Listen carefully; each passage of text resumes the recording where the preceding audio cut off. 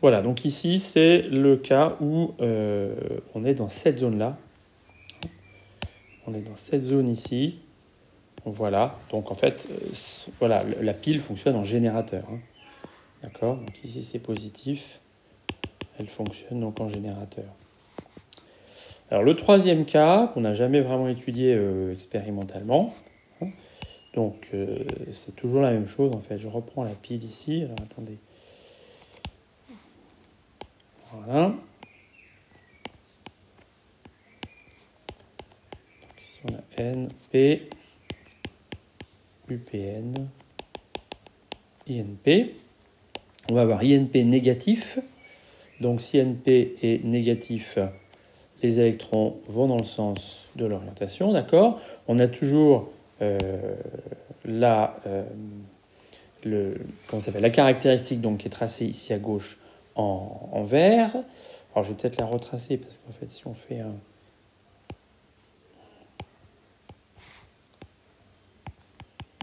Voilà, INP, UPN, ici on a un petit E. Voilà. Donc ici, on va se situer dans le cas où INP est négatif. Donc là, on va être dans cette zone qui est ici. D'accord. Donc là, la variation d'énergie potentielle pour cet électron. Donc il arrive en N et il ressort en P. Donc c'est l'énergie potentielle en P moins l'énergie potentielle en N. Donc ça me fait moins E fois Vp. Comment je l'ai marqué en parenthèse?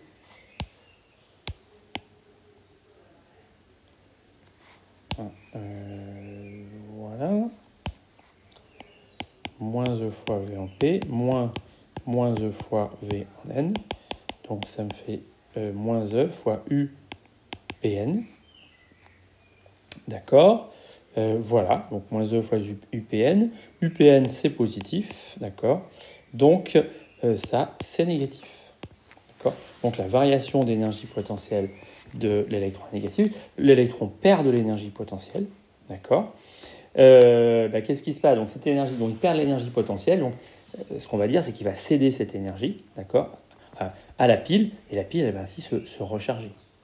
D'accord. Alors, ça, on l'a pas trop regardé quand on a fait les piles électrochimiques, hein, mais l'idée, c'est que si cette pile, c'est une pile d'anyle, hein, on la connecte en fait à un autre générateur, hein, qui a une EFM en fait en valeur absolue plus élevée, et on la connecte de sorte à faire circuler les électrons dans l'autre sens. Hein, de sorte que le sens normal, je rappelle, c'était du zinc vers le cuivre, c'est-à-dire qu'il y avait oxydation de la lame de zinc, d'accord, et neutralisation des ions cuivre 2. Voilà, d'accord, donc on consommait du zinc métal et du cuivre 2. Et là, on fait circuler les électrons dans l'autre sens. C'est-à-dire qu'en fait, on va produire des ions cuivre 2, hein, d'accord, et les électrons, donc, allant dans l'autre sens, on va recréer du métal zinc, d'accord. Donc on recharge, en fait, on recharge la pile, d'accord. Donc ça, c'est un accumulateur qu'on est en train de recharger. Hein. Accumulateur, une batterie. Hein. Voilà. Accumulateur en charge, en recharge. Voilà. D'accord. Donc voilà un petit peu toutes les trois situations auxquelles j'aurais pu d'ores et déjà vous introduire quand on a fait l'électrocinétique du régime permanent. Hein. Alors l'idée, c'est quoi? Bon. On a dit que donc, l'électron perd l'énergie potentielle, ça n'est pas compensé par une variation d'énergie cinétique, et voilà, il existe en physique un espèce de principe général de conservation de l'énergie, qui serait la généralisation de la conservation de l'énergie mécanique, qui ici ne fonctionne pas, hein, enfin, pas dans le cadre restreint dans lequel on peut l'appliquer.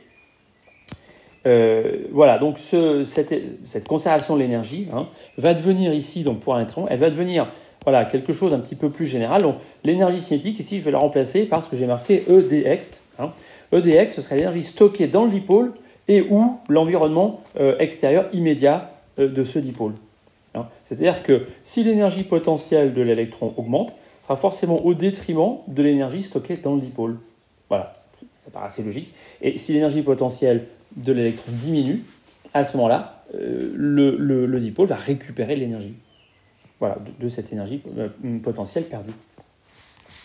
Alors j'en déduis donc, comme je vous le dis, la variation d'énergie potentielle du dipôle ou du dipôle de l'extérieur, c'est moins la variation d'énergie potentielle de l'électron. Donc moins la variation d'énergie potentielle de l'électron. La variation d'énergie potentielle, c'est EP final moins initial.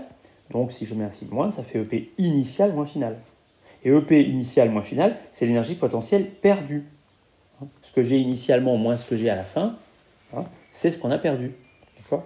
C'est l'énergie potentielle perdue. Alors perdue algébriquement, bien sûr, mais on peut le penser, disons, non algébriquement. Si EP initial est plus élevé que EP final, voilà, EP initial moins EP final, c'est l'énergie potentielle perdue par l'électron. Et cette énergie donc potentielle perdue, elle se retrouve à ce moment-là dans le dipôle ou dans l'extérieur du dipôle, si l'énergie peut sortir du dipôle. Voilà, l'énergie potentielle perdue par un électron, donc qui est, comme je vous dis, donc récupérée par le dipôle ou par l'extérieur du dipôle. Alors ça, c'est pour un électron. Si je fais pour un ensemble d'électrons traversant les dipôles, l'ensemble d'électrons traversant le dipôle entre T et T plus delta T, c'est la même chose, simplement je somme. Donc la variation d'énergie du système extérieur, c'est moins la variation d'énergie de l'ensemble, d'énergie potentielle de l'ensemble des électrons traversant le dipôle entre T et T plus delta T. Donc c'est l'énergie potentielle perdue par les électrons traversant par toute l'énergie potentielle perdue par tous les électrons traversant le dipôle entre T et T plus delta T. La somme porte sur tous les électrons traversant le dipôle entre T et T plus delta T, au sens un petit peu où on l'a vu précédemment, c'est-à-dire que, bon, on sait que dès qu'il y a un électron qui rentre, il y a forcément un autre qui sort en même temps, et éventuellement on fait la somme plus dans ce sens-là. On reconnaît donc, comme je dis, l'énergie potentielle perdue par les électrons en question, donc les électrons traversant le dipôle entre T et T plus delta T, qui est à ce moment-là récupérée par le dipôle ou l'extérieur. D'accord ? Donc cette énergie perdue, c'est au sens algébrique. D'accord ? Donc elle peut être perdue négativement. En fait, elle est gagnée, l'énergie potentielle est gagnée. Et à ce moment-là, si l'énergie potentielle, si les électrons gagnent de l'énergie potentielle, c'est au détriment, évidemment, de l'énergie qui serait stockée dans D. Et à ce moment-là, D et l'extérieur fourniraient cette énergie pour la communiquer à l'électron, sous forme d'énergie potentielle. Alors, je continue encore, on va réexpliquer ça encore, mais dans les deux cas. Si je suppose que j'ai une diminution d'énergie potentielle électrostatique pour les électrons traversant un dipôle entre T et T plus delta T. Donc j'ai une diminution d'énergie potentielle, donc le delta, il est négatif, le finalement initial. Il n'est pas compensé par une augmentation d'énergie cinétique. Donc il va s'accompagner nécessairement de la cession de cette énergie sous une autre forme, dans le dipôle ou à l'extérieur. Alors si j'applique toujours mon équation qui était en dessous, le delta EDX, que j'ai écrit ici, c'est moins la variation d'énergie potentielle, c'est encore une fois le EP initial moins le EP final, somme sur tous les électrons qui traversent, et à ce moment-là, donc, si l'énergie potentielle diminue, initial moins final, c'est positif. À la fin, j'en ai moins qu'au début, si ça diminue. Voilà. Donc, il y a effectivement de l'énergie potentielle perdue, d'accord, perdue positivement. Et donc, si elle est perdue positivement, elle n'est pas perdue pour tout le monde, on va dire. Et c'est le dipôle qui la récupère. Donc, c'est le sens de cette équation ici. L'énergie potentielle perdue par les électrons est récupérée par le dipôle extérieur. Alors, cette énergie peut être stockée dans le dipôle, sous forme électrostatique. Alors, on verra ça. On étudiera le condensateur. Sous forme électromagnétique, c'est dans le cas d'une bobine, sous forme chimique, dans le cas d'un accumulateur. Un petit peu moins évident à voir. Elle peut être transformée sous une forme d'énergie. Dans le cas d'une résistance, c'est bien ce qu'on a. On a bien le delta EP qui est négatif, d'accord ? On a bien une diminution d'énergie potentielle. Et on sait à ce moment-là que cette énergie peut être récupérée sous une autre forme. Alors, sous forme de chaleur, ça c'est un petit peu quand on est en terminale. Maintenant, on sait que cette énergie, en fait, elle va être récupérée sous forme d'énergie interne. C'est-à-dire que, voilà, l'énergie potentielle perdue par les électrons qui traversent la résistance, elle va se retrouver intégralement sous forme d'énergie interne. Dans l'ensemble, résistance plus ce qui est en contact thermique avec cette résistance. Et si elle est calorifugée, à ce moment-là, l'énergie potentielle perdue par les électrons se retrouve entièrement en énergie interne de la résistance, et ça provoquera évidemment une augmentation de sa température. D'accord ? Cette énergie peut être transformée en énergie potentielle de pesanteur. Alors voilà, si vous avez un moteur électrique d'ascenseur, les électrons qui rentrent dans le moteur électrique, ils perdent de l'énergie potentielle, Cette énergie potentielle, elle se retrouve dans l'énergie potentielle de l'ascenseur qui a monté. Voilà, de manière tout à fait prosaïque. Ça peut se retrouver sur d'énergie acoustique dans un haut-parleur. Voilà. Donc, on dit que dans ce cas-là, le dipôle fonctionne en récepteur, donc il reçoit effectivement, positivement, de l'énergie de la part des électrons, et à ce moment-là, il peut céder ensuite cette énergie à son environnement. Donc, c'est le principe d'un moteur qui reçoit de l'énergie électrique, les électrons qui le traversent perdent de l'énergie potentielle, et ensuite il va transformer cette énergie sous une autre forme, il va la céder à l'extérieur. Ça, c'est le premier cas, diminution d'énergie potentielle, donc c'est le cas de la résistance. Une augmentation d'énergie potentielle électrostatique pour les électrons. Donc, autre cas, augmentation d'énergie potentielle électrostatique pour les électrons traversant un dipôle entre T plus delta T. Donc le delta EP, il est positif. Ça n'est pas compensé par une baisse d'énergie cinétique.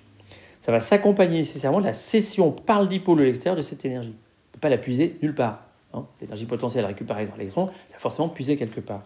Alors si je reprends toujours mon équation qui est là-haut, le delta ED, il s'écrit toujours pareil, etc.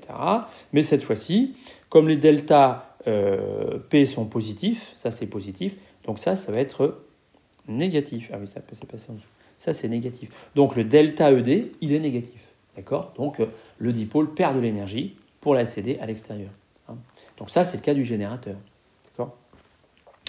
Alors cette énergie, elle est soit dans le dipôle, d'accord, donc soit sous forme électrostatique. Alors un condensateur, ça peut fonctionner, on verra à la fois en générateur et en générateur et en récepteur. Ça peut stocker par certains moments de l'énergie, en céder à un autre moment. Pareil pour une bobine. Alors dans le cas donc d'une pile électrochimique, ça c'est le cas, le fonctionnement normal d'une pile électrochimique, vous la rechargez pas. Voilà, cette pile fournit de l'énergie potentielle aux électrons qui la traversent, et à ce moment-là, ça veut dire forcément elle est puisée. Alors, elle est puisée dans les liaisons, en fait. Elle est puisée sous forme chimique, c'est-à-dire ce sont les liaisons chimiques, en fait, qui en se cassant, vont fournir cette énergie aux électrons. Alors, soit elle est puisée à l'extérieur du dipôle, voilà, par exemple, l'énergie potentielle de pesanteur, quand on vide un barrage, l'énergie potentielle de pesanteur stockée dans le barrage sous forme d'eau entraîne des turbines, un alternateur, et cet alternateur, qu'est-ce qu'il fait ? Dans les électrons qui circulent dans cet alternateur, ils gagnent de l'énergie potentielle. Voilà. Donc, on passe de l'énergie potentielle de pesanteur à l'énergie potentielle électrique. Voilà. Soit ça peut être pris sous forme de chaleur dans une centrale thermique. Voilà, donc, alors, centrale thermique, centrale nucléaire. Donc, cette énergie qui est sous forme au départ chimique ou nucléaire, ensuite qui se transforme en chaleur, qui se transforme ensuite en travail par les fameux moteurs, les moteurs thermodynamiques. Ensuite, ce moteur thermodynamique, il entraîne un alternateur et au final, ça se retrouve sous forme d'énergie potentielle pour les électrons qui traversent l'alternateur. D'accord ? Sous forme lumineuse, une photopile, voilà, l'énergie des photons se transforme sur d'énergie potentielle pour les électrons. On dit que le dipôle fonctionne en générateur, donc il cède positivement de l'énergie potentielle aux électrons, à partir donc de son énergie éventuellement présente dans son environnement, ou il la puise dans lui-même. Voilà. D'où l'intérêt des circuits électriques dans le transport et la transformation de l'énergie. Ça, c'est le domaine qu'on appelle le domaine de l'électrotechnique. Alors, on va définir tout naturellement l'énergie reçue algébriquement par le dipôle, entre l'instant T et T plus delta T, c'est justement ce fameux delta ED, que je vous ai parlé depuis toujours. Voilà. Alors ce delta ED, cette variation d'énergie donc, du dipôle de l'extérieur, ça se note plutôt en élect WR, W indice R, donc énergie reçue. Ça vérifie, voilà, c'est moins la variation d'énergie potentielle des électrons qui traversent le dipôle entre T et T plus delta T. Donc c'est énergie potentielle initiale moins énergie potentielle finale. Voilà, pour les électrons traversant le dipôle entre T et T plus delta T. Alors les deux cas précédents se retrouvent sous la forme, se retrouvent ici. Si le delta EP est positif, le double delta EP est négatif, les électrons perdent de l'énergie, donc le dipôle en reçoit. Donc il en reçoit positivement. Alors l'énergie elle est reçue ici algébriquement, mais c'est toujours de manière ici donc positive dans ce cas-là. Donc le dipôle reçoit effectivement de l'énergie au sens ci-dessus. C'est un récepteur, d'accord, comme on l'a dit. Et si les électrons qui traversent le dipôle gagnent de l'énergie potentielle, c'est forcément au détriment de l'énergie du dipôle. Donc on va dire que l'énergie reçue algébriquement est négative. Donc ça veut dire que le dipôle il cède effectivement de l'énergie au sens ci-dessus. Donc c'est un générateur. Voilà, d'accord. Donc physiquement, pour bien comprendre ce qui se passe, voilà, c'est important si on veut ensuite pas simplement appliquer des équations sans les comprendre. Et dans ces cas-là, en général, rapidement, on n'arrive plus à poser des équations. Voilà. Alors ensuite, on va voir un petit peu l'expression de